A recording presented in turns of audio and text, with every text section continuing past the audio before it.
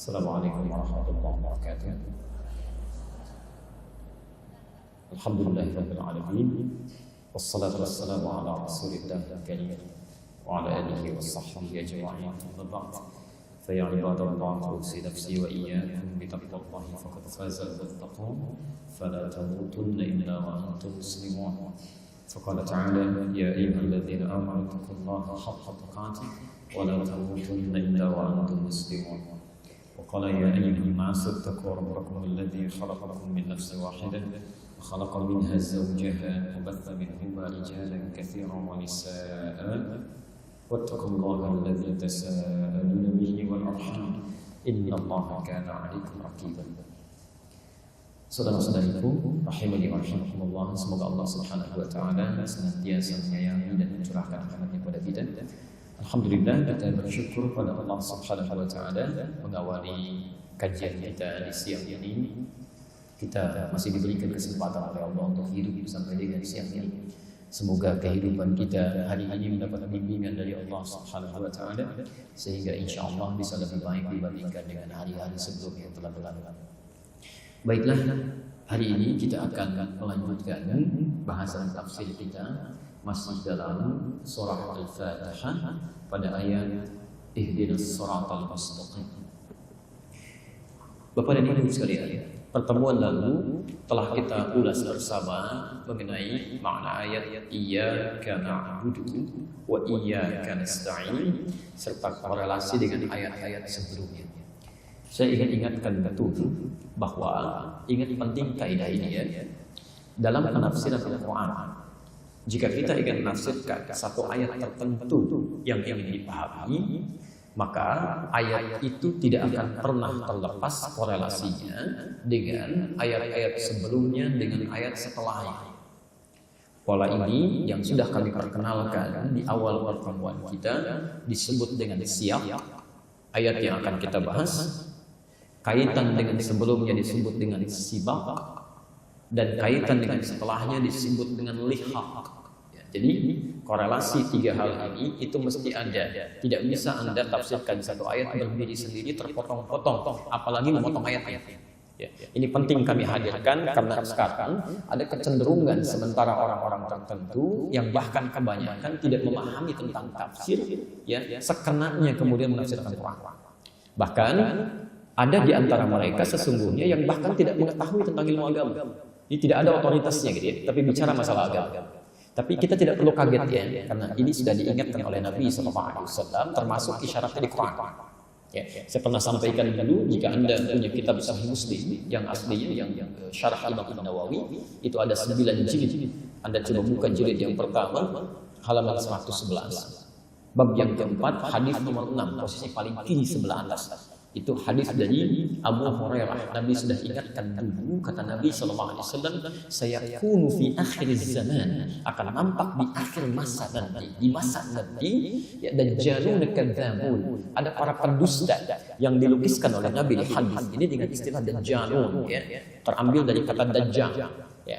Jadi bukan dajjal sesungguhnya, ya, tapi mengambil satu makna yang melekat pada dajjal. Dajjal itu salah satu sifatnya dia pintar, punya magic, sesuatu yang membuat Anda terpukau gitu ya. Di nanti kata Nabi ada orang-orang yang pintar. Kalau dia mengeluarkan kata-kata bisa membuat Anda terpikat gitu, kayak benar kalimatnya. Ya, ya. Seperti diilustrasikan di Quran surah kedua Al-Baqarah ayat 204 sampai 207, posisi paling kiri dari atas sampai sedikit ke bawah. Ya. Wa minan nasi may yu'jibuka qawluhu fil hayatid dunya. Ada sementara orang yang kalau dia bicara dalam urusan dunia itu bisa membuat Anda terpikat. Kata-katanya begitu cantik, retorikanya begitu menarik. Wa yushhidullaha ala ma fi qalbi. Kadang-kadang dia mengambil nama Allah, ngambil ayat, potong, ambil untuk melekatkan apa yang ada dalam hatinya, ya, untuk mengatakan ini loh, ini dalilnya ini. Tapi enak saja motong sini ya, tanpa dia paham apa maksudnya. Wa huwa aladul khisam. Ya, Allah berfirman, hati-hati, ini musuh yang paling bahaya. Ya, setan saja, setan musuh bukan? Musuh tahu dari mana? Oke, Quran surah ke-2 Al-Baqarah misal 168 kan, posisi paling kanan sebelah bawah. Innahu lakum aduwwum mubin. Dia musuh kamu yang paling nyata. Setan sifat musuhnya disebut dengan adu. Adu itu sesuatu yang jelas. Ya. Karena kita sudah nggak beda pendapat lagi, jelas. Ini posisinya jelas, dia musuh. Karena dia musuh, mudah kita hindari. Tapi maaf, seharusnya cara menghindari itu kenal dulu tentang hakikat musuh. Ini saya perhatikan umat Islam ini umumnya nggak kenal siapa setan. Setan, tapi nggak pernah diketahui gitu ya. Anda harus pelajari itu. Nanti satu waktu kalau sudah masuk ke bahasan setan, kita ambil tentang setan itu ya, jenis-jenisnya. Ada setan yang ada di masjid, jangan kira masjid sepi dari setan. Ada setan menggoda orang sholat, bahkan kata Nabi akan digoda sampai lupa dia berapa rakaat sedang menunaikan sholatnya. Kalau Anda sedang lupa menunaikan sholat berapa rakaat, itu Anda sedang terkena godaan setan itu. Dia masuk ke sela-sela orang sholat. Abu Dawud nomor hadis 666. Ada setan di rumah, ada setan di mall, ada setan di kantor. Itu banyak ya. Kalau Anda tidak kenal bagaimana cara dia menggoda, Anda nggak bisa menghindarinya. Anda harus tutup celahnya. Kalau Anda tidak tahu di mana lubangnya jalan ke sini, Anda nggak bisa menghindarinya, bisa terjebak di situ. Baik ya? Itu yang nyata. Tapi kalau ada musuh, tidak terlihat nyata musuhnya, hadir di sekitaran kita, nampak menghadirkan sesuatu yang mengagumkan, tapi dia berbahaya, itu bahasanya aladud. Kalau sudah ada konfrontasi disebut dengan khisam. Kata Allah, alad wa huwa aladun khisam. Ini lebih bahaya dari setan. Makanya hati-hati ya. Yuhadditsunakum bima lam tasma'uhu wa la yasma'unahu aba'ukum. Dia akan bicara kepada Anda bukan masalah dusta urusan dunia. Bukan dusta materi, dusta kedudukan, bukan. Tapi dia bicara masalah agama tapi isinya dusta. Anda bisa kaget, bahkan orang dulu pun bisa terkejut. Iyyakum wa iyyahum. Anda mesti waspada dengan orang seperti itu.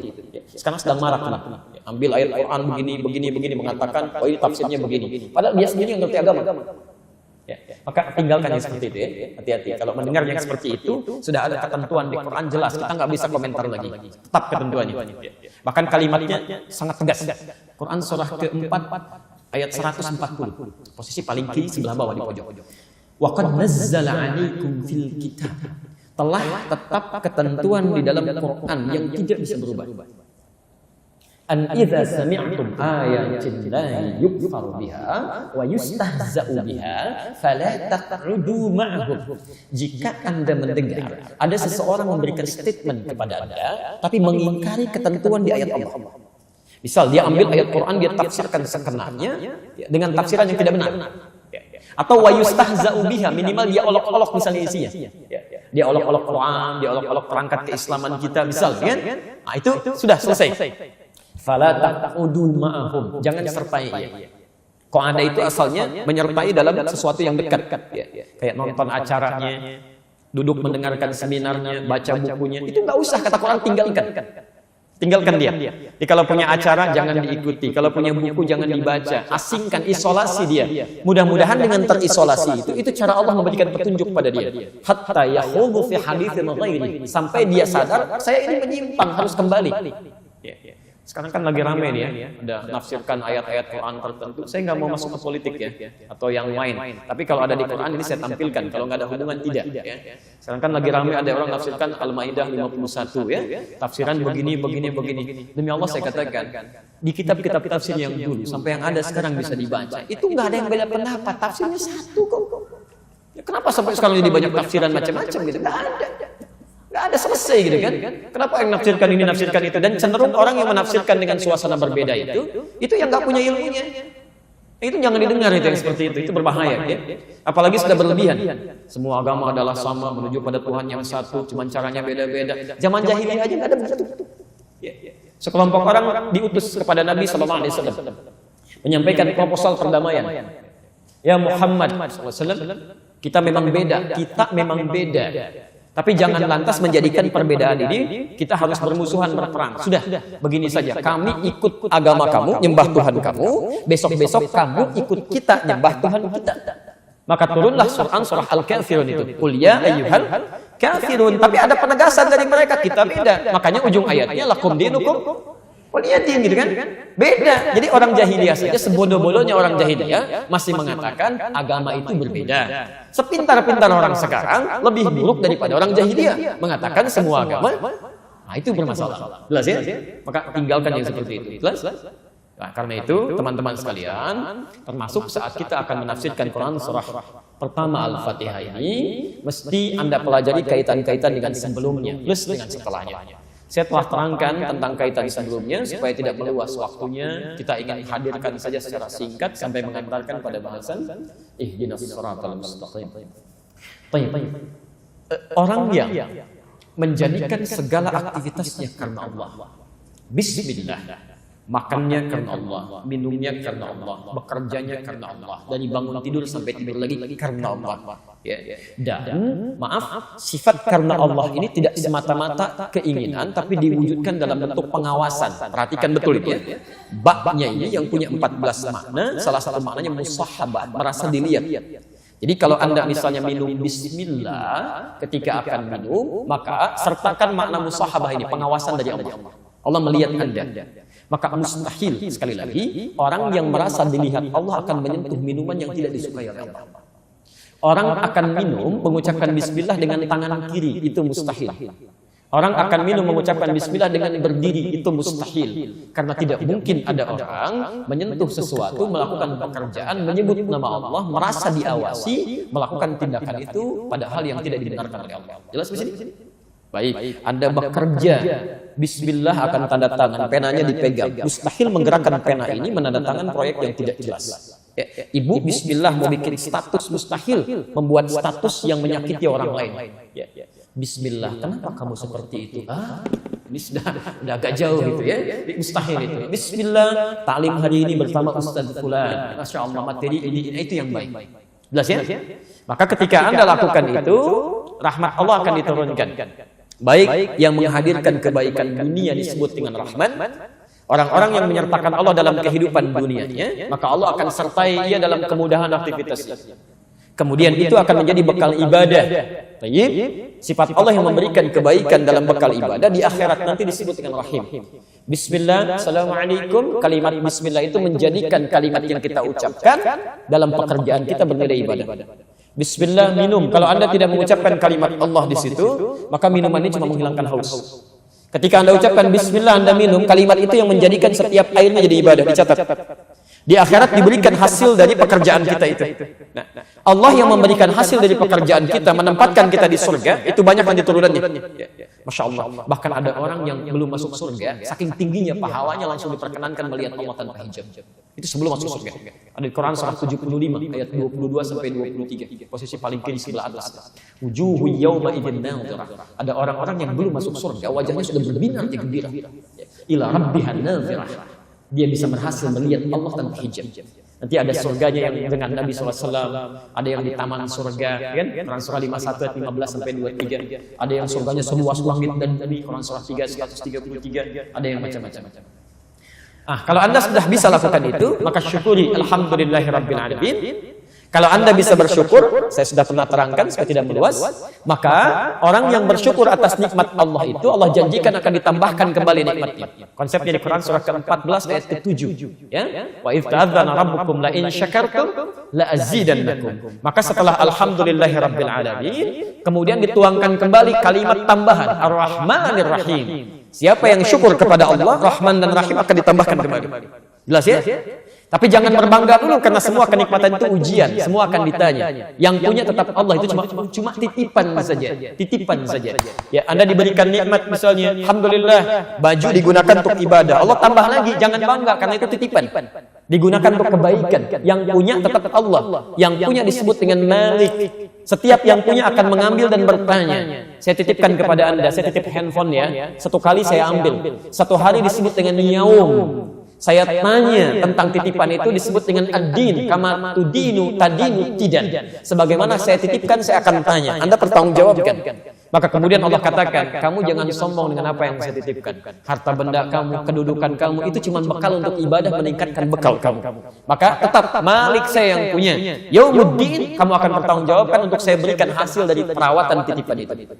Bagaimana cara kami merawatnya ya Allah? Dengan ibadah. Iyyaka na'budu. Jadikan semua titipan Allah itu sebagai ibadah. Ya, makan ibadah, minum ibadah, kerja ibadah, tidur ibadah, motor jadi ibadah, mobil jadi ibadah, duduknya ibadah. Jelas?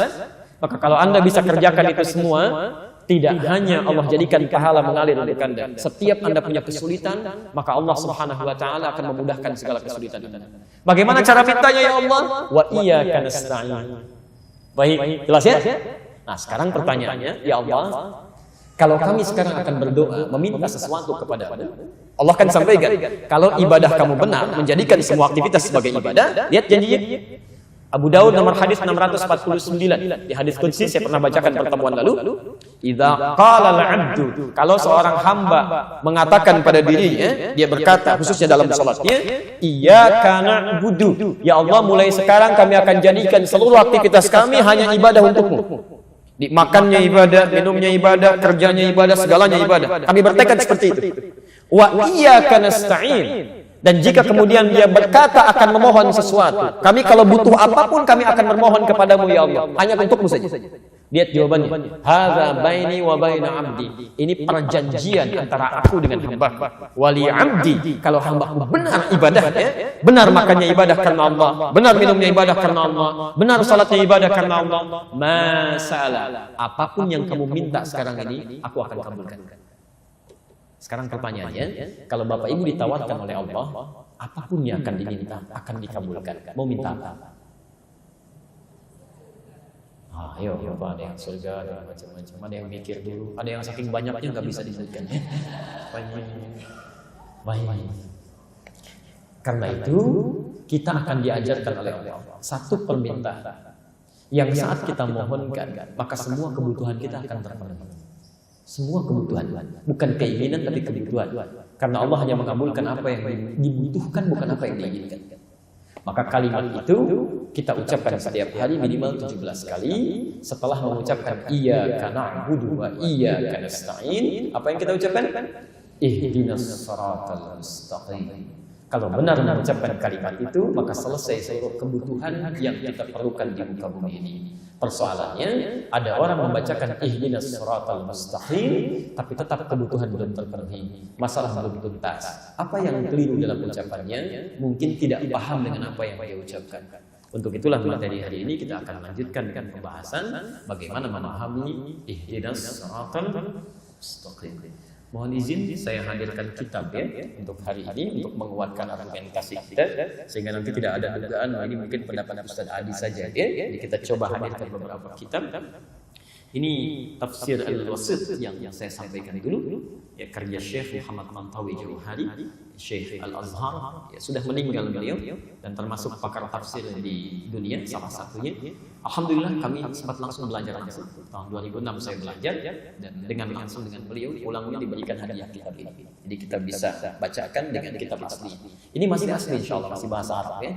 Baik, jadi kita coba bahas. Bismillahirrahmanirrahim. Baik, teman-teman sekalian saya bacakan dulu nanti kemudian kita tafsirkan pelan-pelan ya.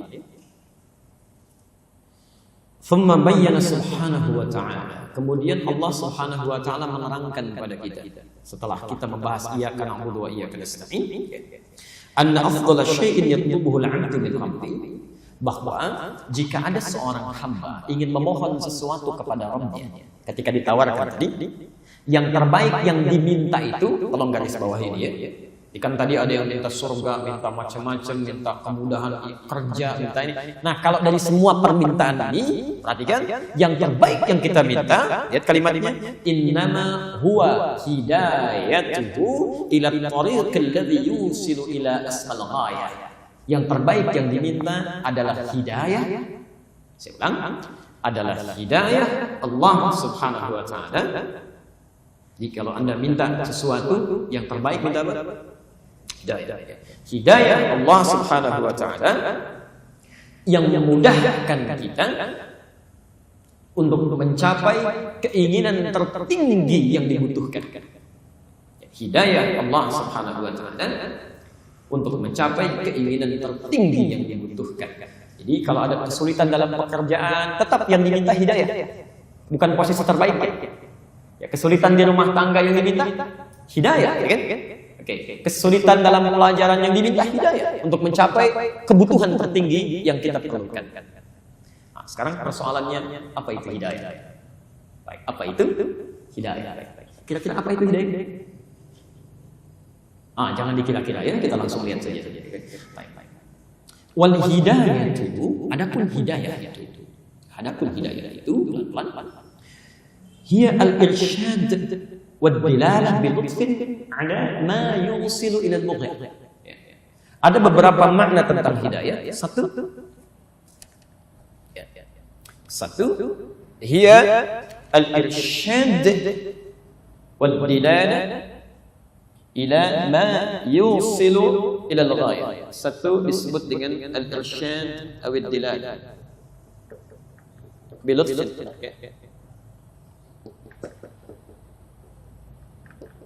Pelan-pelan. Petunjuk yang sangat lembut, halus, cepat, yang menyampaikan pada tujuan. Yang menyampaikan pada tujuan. Jadi makna yang pertama, pelan-pelan ya. Jadi ada beberapa makna dalam hidayah. Ada sekitar 3 makna. Satu, petunjuk yang sangat lembut, yang sangat halus, yang menyampaikan pada tujuan. Baik, sebentar. Sudah?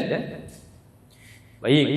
Jadi ketika kita mengatakan ya Allah, mohon berikan hamba hidayah, kan? Pelan-pelan. Hidayah saya tulis dulu ya supaya kita alurnya paham betul. Hidayah. Ini tulisannya. Jamaknya disebut dengan hudan, jamaknya begini, hudan. Jelas? Sebentar. Kalau Anda ingin memintanya, jadi ini makna pertama, petunjuk yang menyampaikan pada kemudahan. Jamaknya disebut dengan hudan. Kalau kemudian Anda ingin mintakan petunjuk ini supaya mendapatkan kemudahan dari apa yang ingin kita capai, maka dialihkan kalimatnya ke dalam bentuk fi'il amar, kata permohonan dalam bentuk perintah, ihdi. Kalau untuk seorang ihdi, kalau untuk kebanyakan tambah na, singkatan dari nahnu, maka menjadi ihdina. Baik. Misal ada kalimat di situ ihdinas siratal mustaqim. Apa terjemahannya? Tunjukkan kami jalan yang lurus, masya Allah. Baik, alhamdulillah itu terjemah Ustaz ya. Pelan-pelan. Asalnya Bapak Ibu sekalian, saya masuk ke siratal mustaqim dulu ya.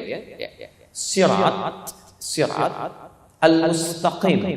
Sirat berarti jalan. Kira-kira sempit atau luas jalannya? Oh, ada yang bilang sempit, ada yang bilang luas. Jemaah Al-Hujah berbeda pendapat tentang sirat. Ada yang sempit, ada yang luas. Masya Allah. Sirat itu asalnya jalan yang terbentang luas, lebar gitu ya. Lebar. Tapi Ustadz kan ada keterangan sirat itu seperti rambut dibagi 7 gitu kan? Masya Allah. Nanti Anda di hari kiamat akan lewat jembatan sirat seperti rambut dibagi 7. Anda lewatnya bagaimana? Itu bahasa kiasan ya. Nanti dalam ilmu hadis itu ada lughatul ma'nawiyah. Ada bahasa-bahasa kiasan, majaz namanya. Dibacanya harus pakai ilmunya, namanya ilmu balaghah. Dibagi 3 lagi. Katanya ilmu untuk belajar kata-katanya disebut ma'ani, ilmu untuk belajar penjelasannya disebut dengan bayan, ilmu untuk kiasannya disebut dengan badiah nanti. Dan ada beberapa turunan lagi. Maksud sirat dibagi 7 ini, maksudnya itu mengilustrasikan kepada orang yang kurang amal. Seakan-akan ketika dia nggak punya bekalnya, mau jalannya agak susah. Seperti rambut terbagi 7. Kalau orang yang punya amal gampang aja lewat. Ada yang lari, ada yang secepat kilat, ada yang tembusnya cepat sekali. Itu bayangan dibagi 7 itu pada orang-orang yang merasa nggak punya bekal. Karena nggak punya bekal, tegang dirinya seakan-akan sulit melewatinya. Seperti halnya rambut dibagi 7. Sulit untuk melewati. Bahkan ada di antara mereka yang masuk neraka tanpa hisab. Langsung. Pernah dengar masuk surga tanpa hisab? Sering. Pernah dengar masuk neraka tanpa hisab? Baru ya. Itu ada di Quran surah ke-18 ayat 100 sampai 101. Posisi paling kiri di atas, sedikit di bawah. Ada orang-orang masuk neraka tanpa hisab. Thumma aradna jahannam yawma idzin lil kafirin arda. Ada orang-orang yang saat di hari hisab nanti itu langsung oleh Allah ditampakkan neraka jahanam sejelas-jelasnya. Kalau kalimat bebasnya begini, kamu nggak usah mikirin hisab dan tempat kamu ya, tempat kamu di sini, udah nggak usah mikirin kitab lagi, nanti langsung aja ke situ. Ada yang begitu tuh. Ya. Ada yang masuk surga tanpa hisab, sudah lebih dulu diberi kabar di dunia. Jadi dia belum ke alam kubur, dia belum kemudian dihisab, belum masuk surga, tapi sudah ada beritanya. Kamu dapat kabar gembira akan masuk ke surga yang mengalir keindahan di dalamnya. Itu di Quran surah kedua ayat 25, posisi paling kanan sebelah atas. Ya. Tapi ada juga orang yang sebelum dia masuk ke dalam nerakanya, hisabnya kata Allah, kamu nggak usah mikir ya, nggak usah repot. Tempat kamu di sini nih, di neraka, tempatnya jahanam, nggak usah dipikirin, nanti langsung ke situ aja. Siapa mereka itu ayat 101-nya? Alladzina kanat a'yunuhum fi ghirqa'in 'an dzikri, yaitu orang yang saat di dunia itu susah sekali tuh matanya melihat kebaikan. Ya, terhalang gitu ya. Lihat orang ke masjid gak ada getaran, padahal Allah itu saking sayangnya diperlihatkan supaya dia mau ibadah. Ya, ada orang dewasa, sampai laki-laki, perempuan, sampai anak kecil yang belum balik, Pak, bawa tas ke masjid sebelum adzan, lewatin dia, "Om, ayo, kamu aja duluan." Masya Allah, dia sendiri gak ke masjid. Di dalam pandangannya sudah diperlihatkan. Wa kanu la yastati'una sam'a. Telinganya enggak bisa dengar. Adzan enggak bisa dengar adzan marah-marah, dengar Quran ngajak berselisih macam-macam. Nanti kalau tidak tobat orang seperti itu, banyak amal salahnya, tidak ada amal solehnya. Kata Allah enggak usah repot mikirin ya. Langsung nih neraka jahanam tanpa hisab, masuk sana. Hati-hati ya. Hati-hati teman-teman sekalian. Nah, saya kembalikan dulu, itu yang dimaksudkan dia enggak mikirin sir, takut dia. Karena enggak punya bekal ya. Awas, jangankan urusan akhirat, urusan dunianya begitu. Ada penjahat misalnya kan, mohon maaf banyak kesalahannya. Dia lewat di kalangan orang-orang yang ramai itu malu itu, takut dia. Ya, takut terlihat sesuatu, takut terdeteksi, apalagi urusan akhirat yang segalanya menegangkan. Hati-hati, makanya seakan terbelah jadi 7. Asalnya Siratul luas, panjang. Makanya orang-orang yang banyak bekal tenang aja, meninggalnya juga tenang. Dan panggilannya menenangkan. Quran surah 89 ayat 27 sampai 30 itu. Ya ayyatuhan nafs mutmainnah. Hei jiwa yang tenang. Karena tenang. Tenang begitu pulang tenang, dia senyum gitu kan? Pulang. Kemarin saya habis sholat subuh. Ya. Masya Allah ada seorang ibu ya, dipanggil oleh Allah ya, 6:30 malam ini. Tenang. Di bulan Al-Muharram, malam yang baik, itu rajin ta'lim itu Masya Allah. Saat ibu yang lain sibuk arisan, sibuk macam-macam dan sebagainya, dia gunakan hidupnya untuk belajar. Itu Masya Allah. Sebelum dimandikan saja, belum dimandikan Pak, jamaah sholat subuh sudah pada datang, semasjid datang, belum dimandikan. Apalagi saat dimandikannya, disolatkannya, saat macam-macam dimandikan orang khusus tertentu. Jadi setelah itu dikafani, bagaimana orang menyolatkan, mengantarkan dan sebagainya. Siapa dia? Orang yang saat hidupnya menjadikan dirinya sebagai ibadah kepada Allah Subhanahu wa taala. Rajin ta'lim itu dalam hidup.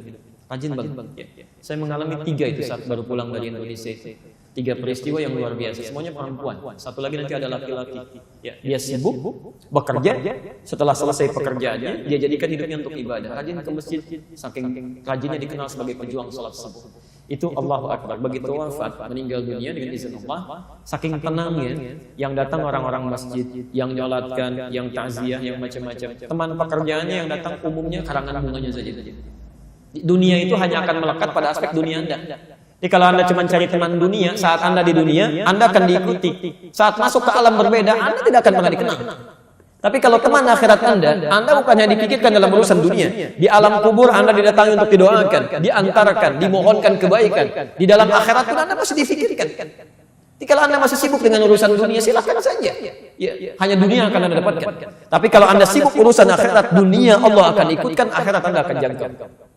Karena itu sifatnya mustaqim. Mustaqim itu asalnya bukan lurus ya. Asalnya bukan lurus ya. Asalnya sesuatu yang mudah. Ini ungkapan pada sesuatu yang mudah. Jadi kalau orang Arab menyebutkan jalan yang tidak banyak berliku, menghadirkan kemudahan, ini ada keistiqamah, bisa jalannya lurus. Dengan yang berliku-liku belok begini, kira-kira lebih cepat mana sampai ke tujuan? Yang lurus atau belok? Lurus. Mudah kan? Nah, jadi ihdinas shiratal mustaqim itu asalnya sesungguhnya pada awalnya bukan jalan yang lurus. Tunjukkan kami pada solusi yang sifatnya mudah, tidak berliku, ya, tidak berliku. Jadi kalau Anda misalnya ada persoalan di pekerjaan, minta ya Allah berikan hamba hidayah, maksudnya petunjuk ihdinas shiratal mustaqim, berikan solusi yang memudahkan sampai ke tempat dengan mudah, tidak berliku, itu asalnya. Ya. Maaf, Anda pilih mana? Jalan berliku sampai, jalan lurus tapi macet, pilih mana? Gak mudah ya? Nah, jadi kalimat shiratal mustaqim itu asalnya bukan lurus, tapi sesuatu yang mudah. Tapi terjemah itu masih bisa dipakai, namanya saat haji atau umrah ya.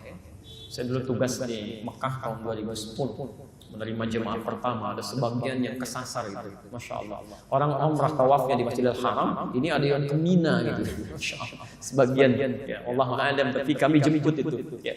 Ada sebagian yang nyasar, bingung dia, satu rombongan, karena tidak paham bahasa Arab, ketemu dengan askar, minta petunjuk ke maktab, askarnya nggak bisa bahasa Indonesia, tapi dia tidak kehilangan cara untuk bertanya. Dia ingat ayat tadi, dia buka gelangnya, Pak, ihdinas siratal mustaqim.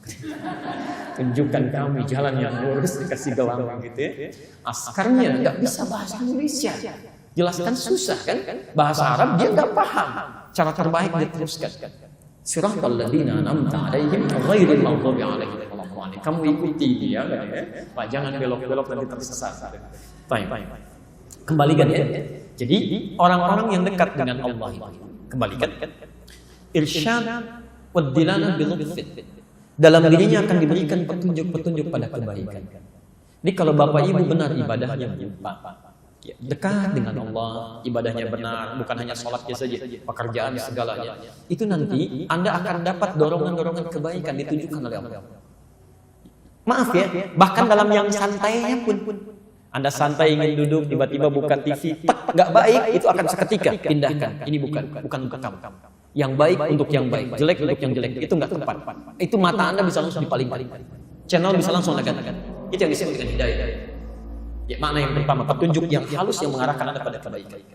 Anda mau belanja, lihat sesuatu yang diharamkan oleh Allah, nggak akan mikir lagi, sudah pindahkan, selesai. Anda mau baca sesuatu, lihat tayangan gambar yang tidak bagus, Anda akan pindahkan, nggak ada, dan nggak akan mikir. Oh, pandangan pertama masih ada kebaikan, selanjutnya itu yang dilarang. Begitu lihat video tren nggak bagus, pindahkan, selesai, sampaikan itu haram hukumnya, selesai. Jadi kalau Anda misalnya dekat dengan Allah, ibadahnya betul, itu akan ada selalu itu dorongan-dorongan gitu. Akan ada selalu. Baik, ini petunjuk. Petunjuk disampaikan betul oleh Nabi Sallallahu Alaihi Wasallam, termasuk isyarat-isyarat di Quran. Mohon izin ya, apalagi orang-orang yang rajin tahajud. Saya berikan nasihat untuk saya pribadi dan kita semua, selama kita masih mampu, jangan tinggalkan tahajud. Tahajud itu diantara ibadah sunnah, tapi manfaatnya luar biasa. Di antara manfaat yang paling istimewa, itu bisa menghadirkan kedekatan dengan Allah sampai menunjukkan kepada Anda, begini cara mengawalinya, begini keluar dari persoalan. Kalau Anda disakiti, langsung pertolongan Allah datang tanpa perantara. Itu ada di Quran surah ke-17 ayat 79 sampai 81. وَمِنَ اللَّيْلِ فَتَهَجَّدْ بِهِ نَافِلَةً لَكَ عَسَىٰ أَن يَبْعَثَكَ رَبُّكَ مَقَامًا مَحْمُودًا. Anda rajin tahajud, dekat dengan Allah, maka Allah akan angkat derajat Anda di tempat yang terbaik. وَقُلْ رَبِّ أَدْخِلْنِي مُدْخَلَ صِدْقٍ. Kemudian Anda akan dibimbing bagaimana mengawali pekerjaan dengan benar. Dengan benar, ya. Anak Anda mau belajar, misalnya sulit mendapatkan sesuatu, ada orang tua yang memohon-mohon dengan cara yang tidak benar, ada yang ngasih hadiah, ngasih uang macam-macam. Anda tidak akan diberikan jalan. Anda promosi jabatan, kadang-kadang caranya tidak benar, mesti bayar begini, mesti melobi begini. Anda ahli tahajud tidak akan seperti itu, gak akan terpikir. Allah yang punya rezeki, Allah punya kedudukan, Anda akan diarahkan, gini caranya, gini jalan keluar. Anda ada di jalan, wa akhriji mukhrajas sidqin, tiba-tiba dari jauh, tolong minggir, Masya Allah. Jika ada petugas berseragam mengatakan kepada Anda, tolong minggir, apa yang terbayang pertama kali dalam kepala Anda? Ahli tahajud dia akan macam-macam. Gak ada ahli tahajud tiba-tiba mengeluarkan macam-macam. Gak ada, gak akan pernah. Ada dorongan dalam jiwanya.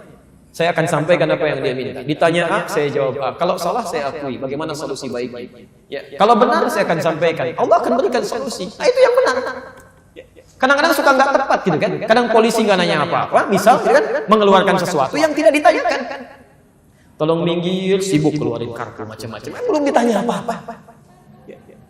Kami pernah dapat tugas menyampaikan khutbah di wilayah Kuningan, Jakarta, ditemani kawan, kan? Insya Allah ada salah seorang kerabat kita sudah agak sepuh, dia bawa mobil dari jauh, Masya Allah, minta mundur ke samping, maksudnya menyamping, menepi.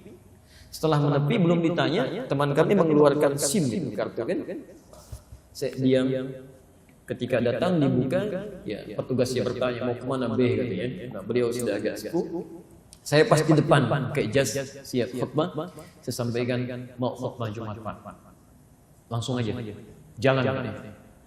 Ketika jalan itu saya sampaikan, Pak, kalau kita mau menjawab, jawab sesuai pertanyaan. Polisi tidak bertanya kepada bapak, coba kartunya mana? Cuma menanyakan mau kemana. Pertanyaan mau kemana, jawab dengan tujuan, bukan dengan kartu. Kadang-kadang suka salah tuh. Selamat pagi Pak, keluarkan kartu. Enggak nyambung. Ya selamat pagi ya jawab selamat pagi. Kalau Anda muslim selamat pagi, Assalamualaikum Pak, selesai. Ya ditanya kalau Anda salah, aku minta maaf, selesai. Kalau Anda benar, sampaikan. Masih banyak orang-orang baik dalam kehidupan ini. Kami ngajar di Mabes, di Polda itu orang-orang baik luar biasa, Masya Allah. Ya, yang taklim, yang segala itu, Masya Allah. Ya. Jangan diarahkan orang baik ini, diberi peluang pada yang buruk, itu keliru. Jelas ya? Nah itulah yang pertama, al-irsyad wa dilalah bil ihsan.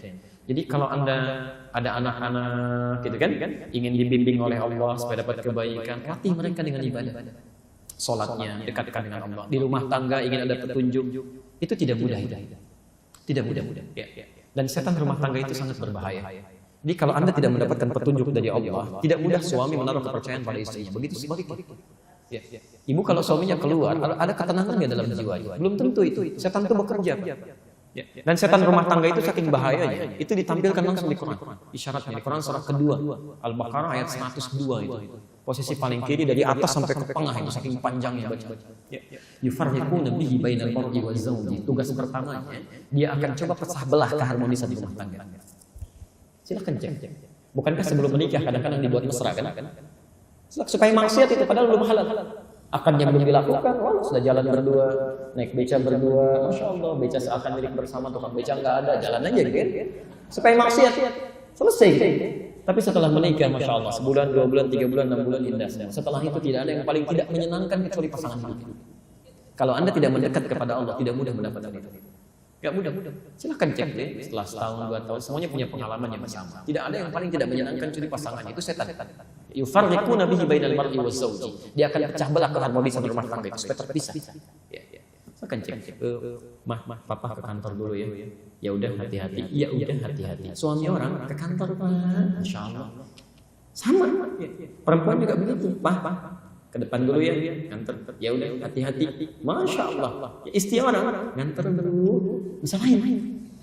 Jadi suasana sudah berbeda gitu ya. Nah itu. Dasim itu. Nanti kita pelajari setelah sampai ke situ ya. Baik, jelas ya?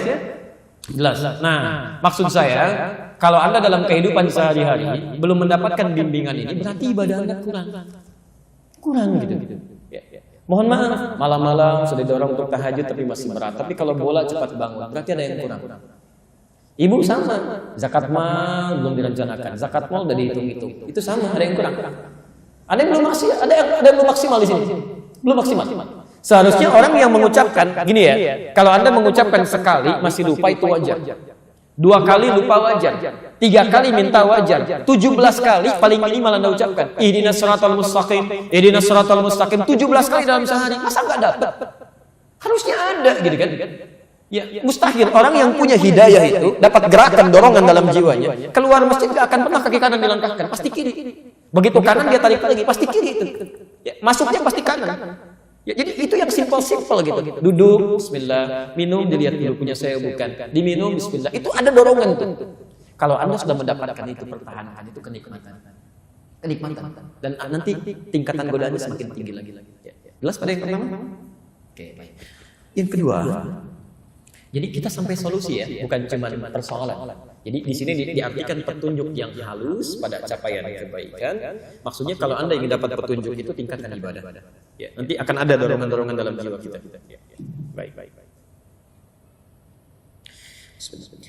Wa tusnadul hidayatu ila Allah wa ila Nabi sallallahu alaihi wasallam wa ila Al-Qur'an. Baik. Petunjuk-petunjuk tadi yang bisa Anda raih itu lewat ibadah. Bisa Anda dapatkan caranya yang disandingkan kepada Allah Subhanahu wa taala. Misal, Anda ingin dapatkan petunjuk dari Allah, kemudahan tadi ya, ada dorongan kebaikan dan sebagainya. Kata muallif kitab ini, wa tusnadu ilallahi, disandarkan kepada Allah. Maksudnya apa? Kalau Anda ingin dapatkan dorongan kebaikan tadi, dekati petunjuk-petunjuk Allah. Allah minta apa saja? Misal, Allah minta kita misalnya tunaikan salat, maksimalkan salat. Dalam sehari berapa kali salat? Berapa waktu? 5 waktu. 7 berapa rakaat?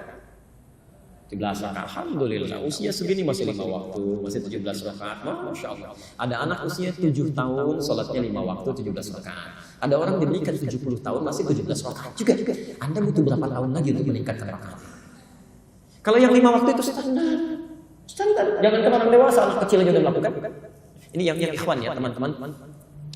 Saya pernah saksikan di Bekasi aja ada satu masjid Masya Allah. Sebelum maghrib itu 5:30, anak-anak kecil belum balik Pak, 4 tahun, 5 tahun tuh 5 tahun sudah pada pakai tas, lari ke masjid, sholat lari ke masjid sebelum adzan, sholat berjamaah. Yang ketiga mengaji setelah sholat, Masya Allah, tunggu sampai isya, i'tikaf.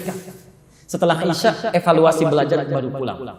Jadi kalau Anda sampai 40 tahun, 50 tahun dipanggil adzan baru datang ke masjid, Anda kalah sama anak usia 45 tahun.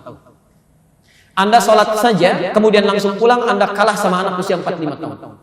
Anda tidak mengaji, Anda kalah sama anak usia 4 sampai 5 tahun. Anda tidak pernah i'tikaf, Anda kalah sama anak usia 4 sampai 5 tahun. Anda selepas isya tidak pernah evaluasi diri, Anda kalah sama anak usia 4-5 tahun. Dan beritanya anak 4-5 tahun itu belum dihisab oleh Allah Subhanahu wa taala. Jadi kalau yang belum dihisab saja sudah serius dengan amalannya, maka kita yang dihisab harus serius. Maksimal dekat ya Allah lewat petunjuk. Maksimalkan. Nah, keluarkan kalimat salat di Quran kan bentuknya jamak. Jamak tulisannya. Kalimat salat pertama Al-Baqarah ayat 3 itu. Jadi kita pelajari alladzina yu'minuna bil ghaib wa yuqimunas shalah. Kalimat as-salatnya alif lam shad lam waw ta. Di atas waw ada alif, taknya tertutup. Itu bentuk tulisan berbentuk jamak tapi bisa dibaca dengan mufrad. Kalau Anda ingin buka lagi lebih luas, taknya terbuka. Al-Baqarah 238, posisi paling kanan sebelah atas. Hafidhu 'alas shalawat, bentuk jamak. Jamak itu 1 atau 2? Banyak. Jadi rumusnya begini, kalau Anda ingin mendapatkan kedekatan dari Allah, bisa ambil salat 1. Salat, keluarkan semua jenis salat jamak dalam Al-Qur'an. Keluarkan. Ada apa saja? Ada tahajud, kan? Salat sunnahnya, ada salat duha, ada syuruk, ada rawatib. Rawatib berapa rakaat? Tahu dari mana? Di At-Tirmidzi nomor hadis 586 kan dari Ummu Habibah 12 rakaat. Ya, man shalla 12 rakaat, siapa yang salat 12 rakaat fi yaumin wa lailatin, yang mengiringi salat fardunya siang sampai malam. Arba'an qabla dhuhri, 4 rakaat sebelum zuhur. Raka'ataini ba'da 2 rakaat setelahnya. Ya, raka'ataini ba'da maghrib, 2 rakaat setelah maghrib. Raka'ataini ba'da isya, 2 rakaat setelah isya, wa raka'ataini qabla subhi, 2 rakaat sebelum subuh. Tapi ada yang belum banyak tahu ya. Kalau tidak sempat yang sebelum zuhur 4 rakaat, itu dari hadis Ibnu Umar Al-Bukhari nomor hadis 812, itu cukupkan dengan 2. Boleh. Misal Anda tidak sempat ya, sudah 2 menit lagi mau qomat, ya cukupnya untuk 2 rakaat, jangan paksakan 4, itu boleh 2. Dari Ibnu Umar, hafidtu min Rasulillah sallallahu alaihi wasallam 10 rakaat. Saya hafal dari Rasulullah sallallahu alaihi wasallam 10 rakaat. Ya, raka'ataini qabla dhuhri, 2 rakaat sebelum zuhur. Jadi ada 2 hadis. Al-Bukhari nomor hadis 812. Jadi kalau nggak bisa 4 rakaatnya, cukupkan dengan 2 rakaat. Ya. Jangan dipaksakan. Ada 2 menit nih, tiba-tiba Masya Allah, sholatnya cepat luar biasa gitu kan? Untuk ngejar 4 rakaat itu tidak tepat. Tidak tepat. Ya. Jelas di sini? Ayo maksimalkan, keluarkan. Semakin Anda tingkatkan hubungan dengan Allah, salat, keluarkan, baca Quran, tambah. Nah, yang ini itu akan cepat nanti masing-masing. Ada bimbingan-bimbingan dari perkataan kita, langkah kita, pandangan kita. Jadi pertama, tusnadu ilallahi subhanahu wa ta'ala. Disandingkan dengan Allah, artinya keluarkan petunjuk dari Allah. Yang kedua, wa tusnadu ilan nabi sallallahu alaihi wasallam. Hidayah ini pun disandarkan kepada Nabi sallallahu alaihi wasallam. Jadi kalau Anda mendapatkan petunjuk-petunjuk dari Rasulullah sallallahu alaihi wasallam, cepat ambil. Karena dengan mengambil petunjuk Nabi, kita praktekkan dalam hidup, itu menghadirkan bimbingan dalam kehidupan kita. Hidayah datang. Ya. Misal, ada cara minum yang baik menurut Adam. Ada cara minum yang baik menurut Rasulullah SAW. Sepanjang Nabi memberikan bimbingan, cara terbaik, cara Nabi ambil, yang lain tinggalkan. Jelas ya? Ada bangun tidur misalnya, cara baik menurut kesehatan, cara baik menurut Nabi, yang dari Nabi itu pasti yang terbaik. Selain menghadirkan pola kebaikan untuk fisik kita, itu pasti menghadirkan hidayah dalam kebaikan kita. Jelas ya? Jadi sepanjang ada petunjuk dari Nabi, cepat ambil. Ya, bukan hanya untuk ibadah saja ya, bukan hanya sholat, bukan hanya macam-macam. Dari jalan, dari melihat, dari bertutur, dari baca, dari minum, sepanjang ada dari Nabi keluarkan. Dan semuanya ada. Ayat di Quran ini, Quran surah 59, ayat ke-7, akhir ayat ke-7, posisi paling kanan agak ke bawah sedikit. Wa ma atakumur rasulu fakhudhuh. Dan semua yang pernah dibawa oleh Nabi pada kita, cepat ambil. Itu yang terbaik. Bahasanya ma itu ismun mausulun yadullu 'ala al-'adiyah. Kata penjelas objek sambung yang menunjukkan pada hal tanpa batas. Jadi kalau Anda ingin meniru Nabi, jangan cuma sholatnya bagus, tapi yang lainnya tidak.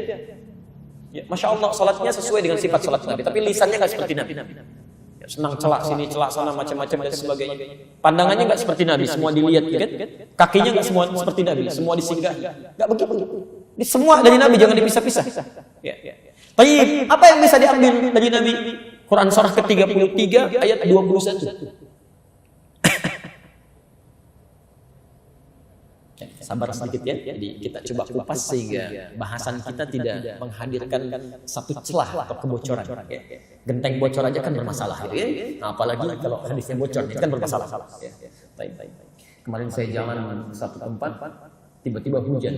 Ada orang berkata, aduh langit bocor. Masya Allah, langit bocor. Karena istilahnya suka macam-macam.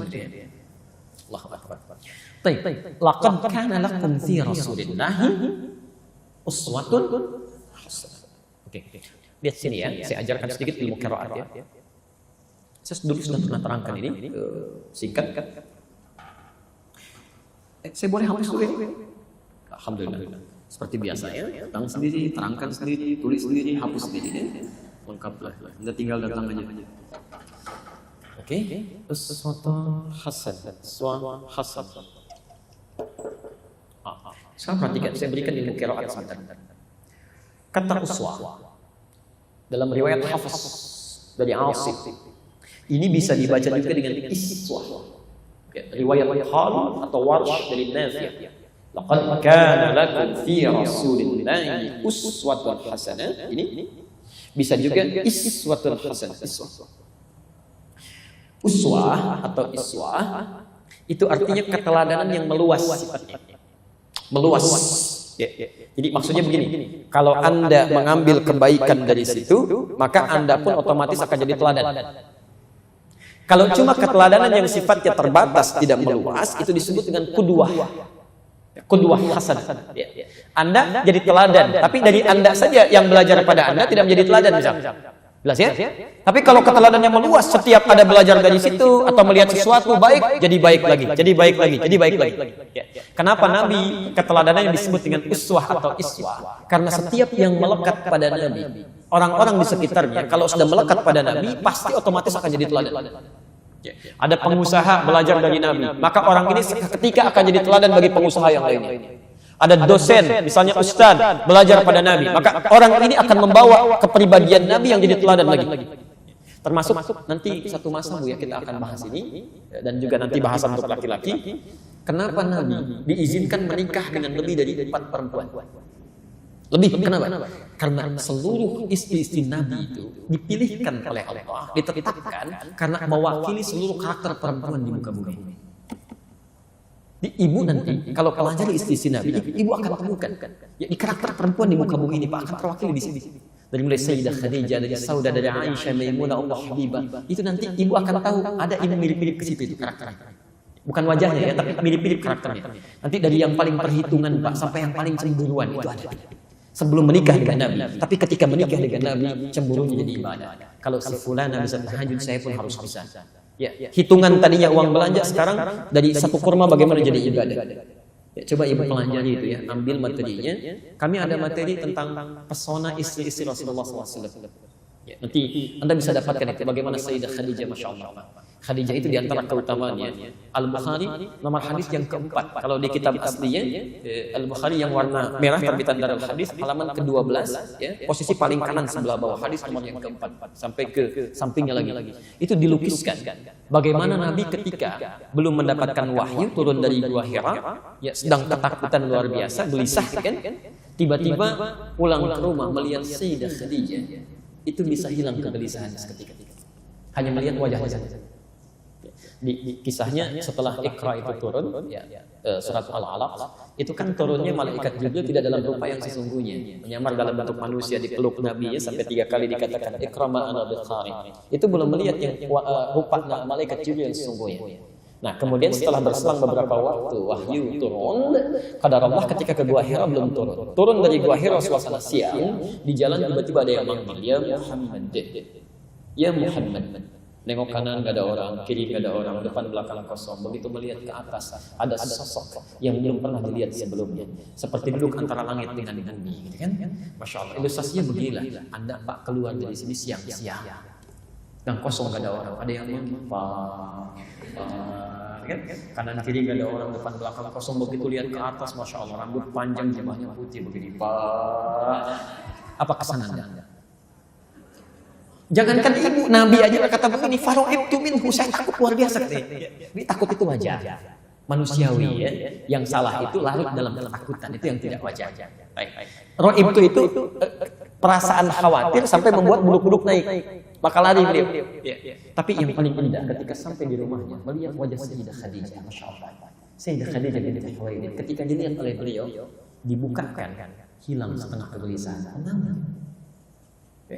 Mendengar kalimatnya, dipegang tangannya, kata Nabi Zammiluni, tolong selimuti saya.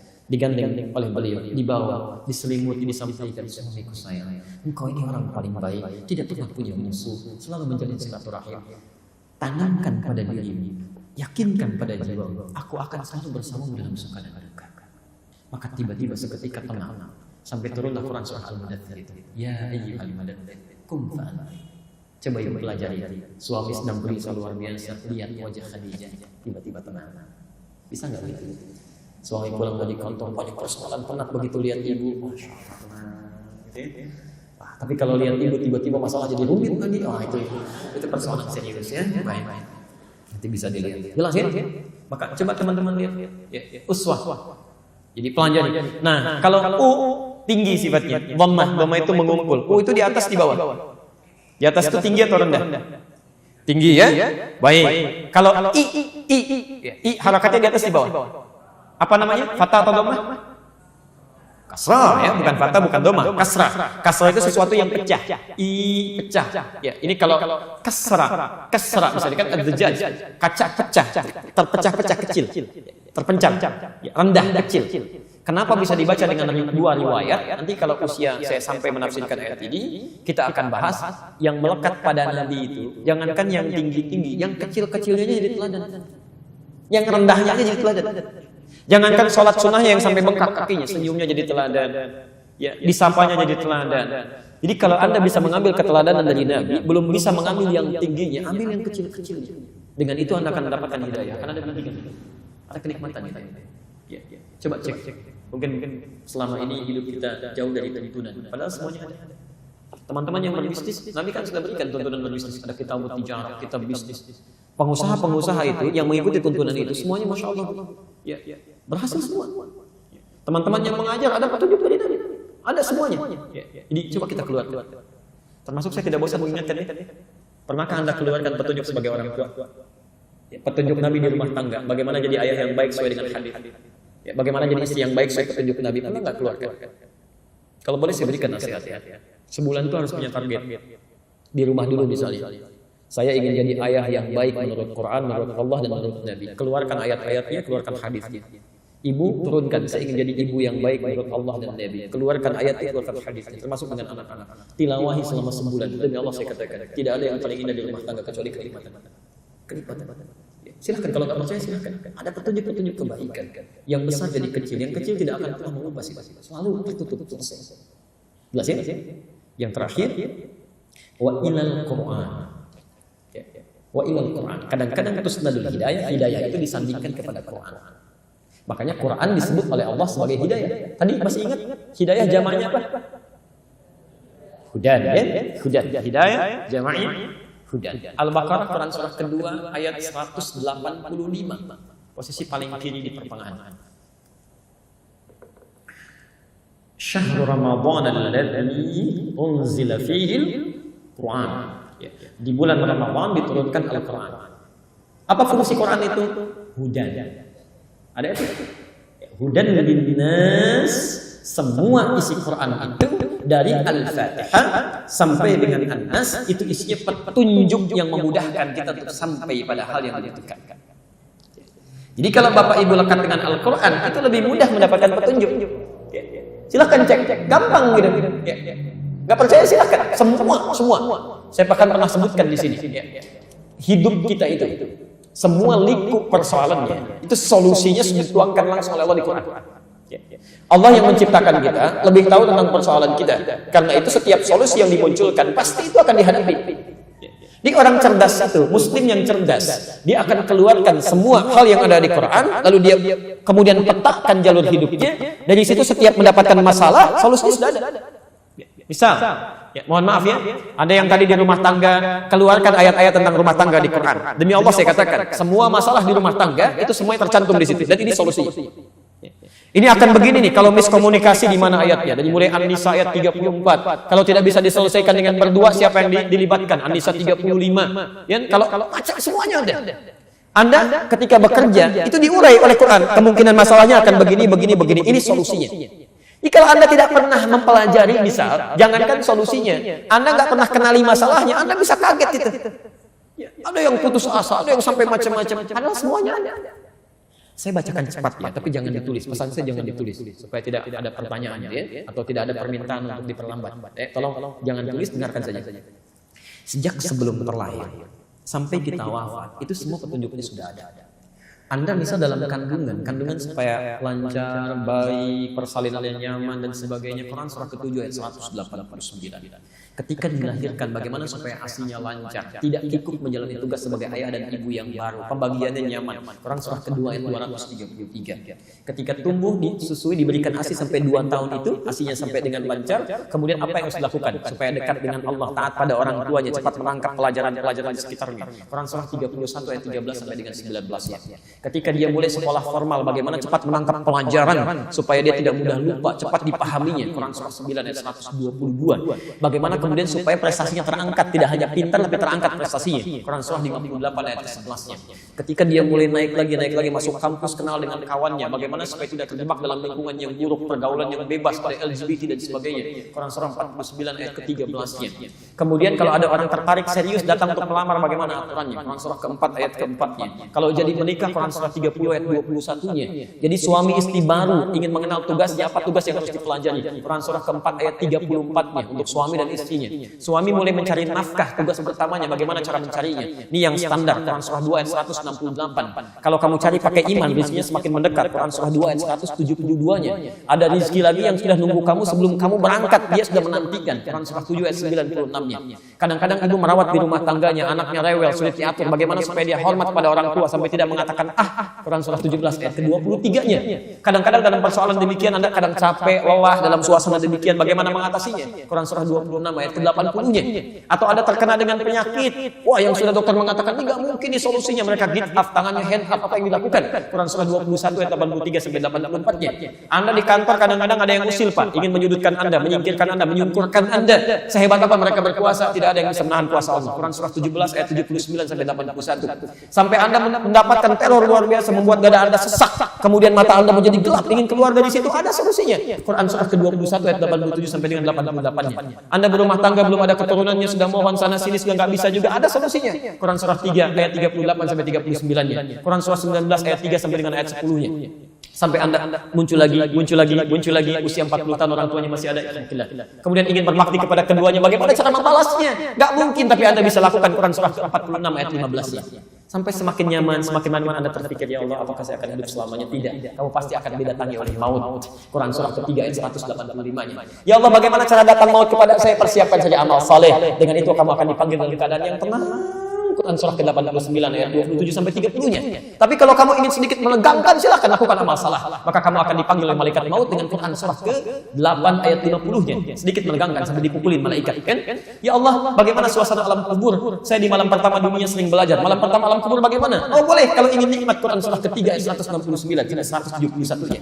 Bagaimana hisabnya, ya Allah? Jangan dipikirkan. Ada orang ahli surga tanpa hisab. Quran surah ke-2 ayat 25. Ada yang melihat Allah. Quran surah 75 ayat 22 sampai 23. Ada orang masuk neraka tanpa hisab. Quran surah ke-18 ayat 100 sampai dengan 101. Ya Allah, bagaimana suasana nanti di akhirat nanti? Kamu jangan pikirkan, kamu akan nyaman, tenang. Ada banyak surga yang bisa kamu dapatkan. Ada surga yang Masya Allah dengan Nabi SAW. Kalau kamu cinta dengan Allah, ikuti sunnahnya. Quran surah 3 ayat 31. Ada yang surganya itu taman surga, semua diberikan oleh Allah tanpa perantara. Quran surah 51 ayat 15 sampai dengan 23-nya. Ada surga yang seluas langit dan bumi. Quran surah 3 ayat 133-nya. Ada surga biasa yang mungkin tidak sebanding kenikmatannya dengan yang lainnya, seperti Quran surah 2 ayat 25 itu. Semuanya ada. Ada semua. Cuma persoalannya kita tidak pernah hadirkan. Jadi kalau Anda hadirkan dalam kehidupan Anda semua, Pak. Tentang masjid juga diatur. Apa yang harus dilakukan di masjid? Kalau ta'lim bagaimana? Kalau salat bagaimana? Ada semuanya.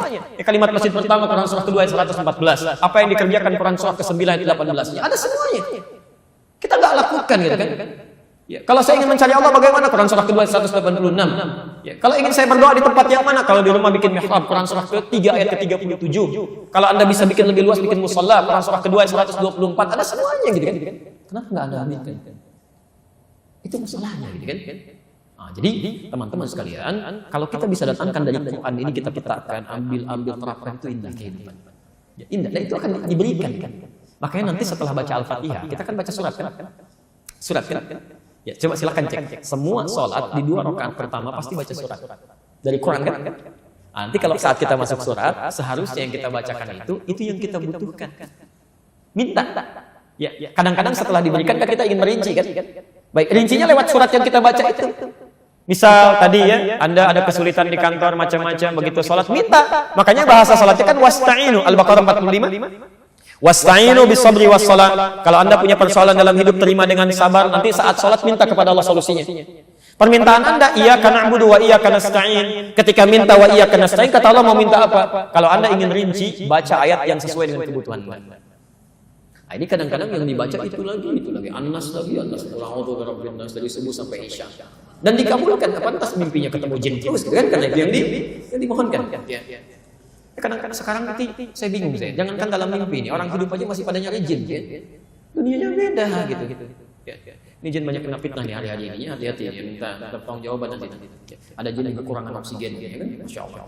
Kemarin ada orang diminta oleh polisi coba isi mobil ini dengan emas. Gak bisa Pak, jinnya pergi. Kenapa? Kena gas air mata kan? Masya Allah.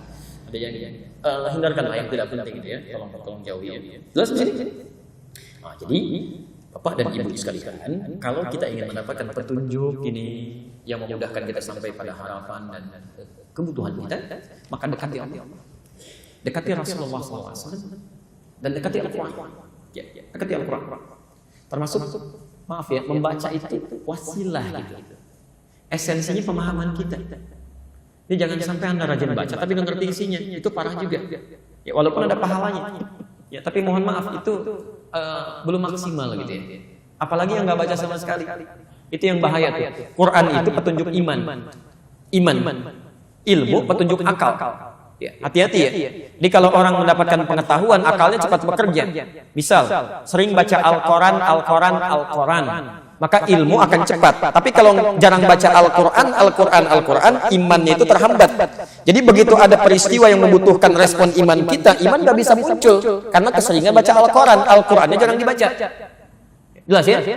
Tuntutan misalnya dalam Quran jelas, tinggalkan ini. Ya, masih ditafsirkan juga. Kenapa? Karena seringnya baca Al-Qurannya jarang dibaca. Sehingga panggilan imannya susah, masih banyak ditafsirkan, berdebat, berdiskusi macam-macam. Nggak usah lah gitu kan? Nggak usah. Ya, saya kira ya. Baik. Masih ada waktu? Kita bacakan sedikit dulu ya. Setelah itu nanti kalau ada pertanyaan saya perkenankan. Baik. Bismillahirrahmanirrahim. Wa qad yuradu minha al-isal ila ma fihi khair. Baik. Hidayah juga bisa berarti hal yang mengantarkan pada kebaikan. Hal yang mengantarkan pada segala kebaikan. Kalau tadi petunjuk yang memudahkan kita sampai pada kebutuhan, kalau sekarang hal yang menunjukkan pada segala kebaikan.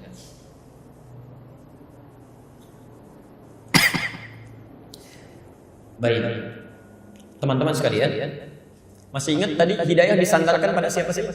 Satu, Allah. Kedua, Rasul. Ketiga, Quran. Baik, sekarang perhatikan ya. Makna kedua ini, kalau disebutkan hal yang menunjukkan kepada kebaikan, diartikan dengan hidayah, maka kebaikan yang dimaksud itu baik menurut Allah, baik menurut Rasul, baik menurut Al-Quran. Jelas ya? Ingat, ini penting pemahaman kita, karena yang baik menurut kita belum tentu baik menurut Allah. Jelas ya? Awas, hati-hati nih, ini sedang diuji nih sekarang ya. Jadi kalau ada yang baik menurut Allah, baik menurut kita berseberangan, maka yang baik menurut Allah itu yang diambil. Jelas ya? Yang baik menurut kita itu tinggalkan. Awas hati-hati ya, dalam kehidupan apapun. Apakah dalam kehidupan pribadi kita, rumah tangga kita, sosial kita, politik kita. Jadi kalau Allah sudah mengatakan inilah hukum yang terbaik, tinggalkan pendapat Anda, ambil keterangan Allah. Jelas sampai sini? Nah, orang-orang yang dekat dengan Allah itu nggak akan mikir lagi. Jadi kalau sesuatu bertentangan dengan hukum dunia, dia nggak akan mikir, langsung ambil petunjuk Allah. Itu tandanya kuat hidayahnya. Tapi kalau Anda masih menimbang-nimbang, itu artinya ada yang kurang bekalnya dalam kehidupan kita. Jelas sampai sini? Oke, sekarang kita sedang ta'lim ya. Saya beri contoh misalnya. Hadis riwayat Al-Bukhari. Nomor hadis 71, Kitabul Ilmi, posisi paling kiri sebelah atas kitabnya. Saya bacakan hadisnya. Man yuridillahu bihi khairan yufaqihuhu fid din. Siapapun yang diinginkan oleh Allah untuk menjadi orang baik, memiliki sifat-sifat kebaikan, maka yang pertama diberikan oleh Allah yufaqihuhu fid din. Dia akan dibimbing, diringankan langkahnya untuk mempelajari agama. Untuk memahami, bahasanya fikih itu paham ya. Mohon izin. Jadi kalau orang diinginkan oleh Allah menjadi baik, ternyata yang diberikan pertama kali bukan dunia. Mohon maaf, kalau Anda mengalami peningkatan dunia, materi, harta benda meningkat, saat yang bersamaan Anda tidak mengerti tentang agama Anda bukan orang baik menurut Allah. Belum. Anda meningkat kedudukan, promosi jabatan, tapi belum paham tentang tuntunan, belum yang tahu mana yang benar diikuti, yang salah yang harus tinggalkan, Anda belum jadi orang baik. Nah, saat Allah menginginkan seseorang menjadi baik, yang pertama diberikan bukan dunia, dibimbing dia untuk memahami ajaran agama. Berbahagialah saat kita berada di sini, yang belum tentu didapatkan oleh semua orang, gitu kan? Anda diringankan langkahnya, ditempatkan di sini, langsung diundang ke rumah Allah, bukan di tempat biasa. Itu tandanya Allah sudah menginginkan kita berubah jadi orang baik. Maka nikmati itu, dapatkan. Tapi yang paling menarik begini, taklim yang dimaksud tidak semua taklim itu baik. Dalam bahasa hadisnya yufaqihuhu, yang bisa memahamkan Anda tentang agama. Jadi tidak semua taklim bisa jadi baik. Kalau Anda misalnya menghadiri majelis taklim, datang belajar, tapi membuat Anda tidak dekat dengan Allah, materinya tidak memahamkan Anda tentang agama, itu pun bukan taklim yang baik. Jelas ya? Anda belajar misalnya kan, tiba-tiba maaf, ada ketawa yang tidak jelas, isi yang kejauh kemana tidak berkaitan, kan? Hal-hal yang tidak mendekatkan diri Anda dengan Allah, itu bukan taklim yang baik. Jadi ukuran kebaikan yang mendapatkan hidayah itu adalah orang-orang yang menyertakan kebaikan itu sesuai dengan ketentuan Allah. Jadi tidak semua orang ikut taklim aja jadi baik menurut Allah, belum tentu. Ya kecuali kalau taklim yang diikuti mendekatkan diri dia dengan Allah. Jelas ya? Baik, karena itu coba cek. Kalau Anda dalam keseharian masih lekat dengan panggilan dunia, petunjuk Allah belum diambil, ada yang kurang dalam badan. Teman-teman dalam Jumatan, ya. Saat Anda sibuk dengan pekerjaan, ada proyek miliaran, ada panggilan Jumat, mana yang didahulukan?